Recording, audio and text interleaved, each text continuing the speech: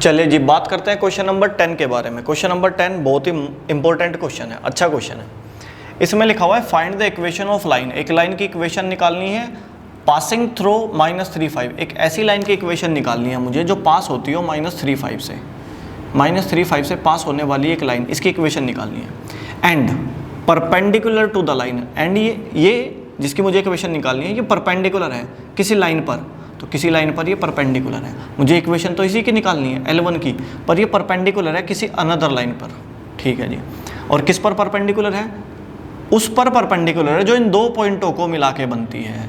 To the line through the point, एक line पर perpendicular है थ्रो द पॉइंट 25, यानी कि एक लाइन है जो 25 और -36 से होकर जाती है, उसके परपेंडिकुलर हमारी L1 है।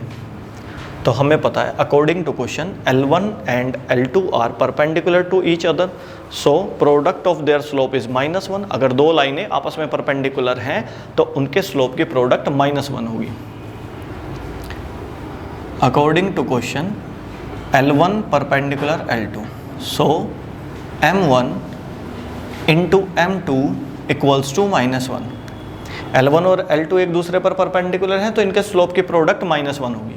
अच्छा देखो, गौर से देखो, स्लोप ऑफ L2, हम स्लोप ऑफ L2 निकाल सकते हैं। कैसे? क्योंकि इस लाइन के मुझे दो पॉइंट पता है और दो पॉइंटों की मदद से स्लोप निकाला जा सकता है, y2 - y1 upon x2 - x1 करके।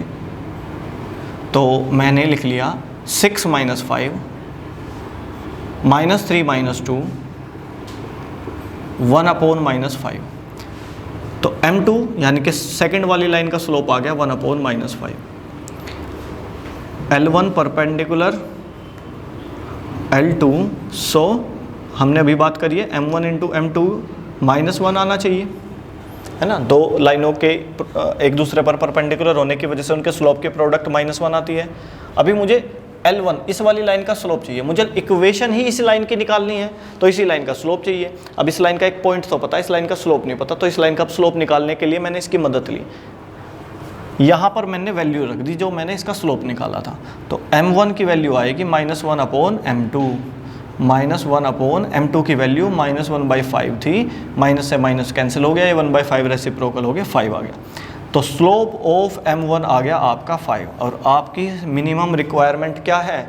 आपको किसी भी लाइन की इक्वेशन निकालने के लिए कम से कम एक पॉइंट और स्लोप पता होना चाहिए। अब आपको एक पॉइंट और स्लोप पता चल गया, पॉइंट उन्होंने दे रखा है।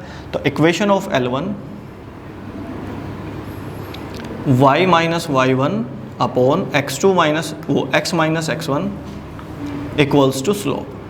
y - y1 स्लोप की y वाला कोऑर्डिनेट है, सॉरी पॉइंट का y वाला कोऑर्डिनेट 5, x - x का इस पॉइंट का x वाला कोऑर्डिनेट 3 माइनस के इक्वल्स टू स्लोप, स्लोप की वैल्यू 5।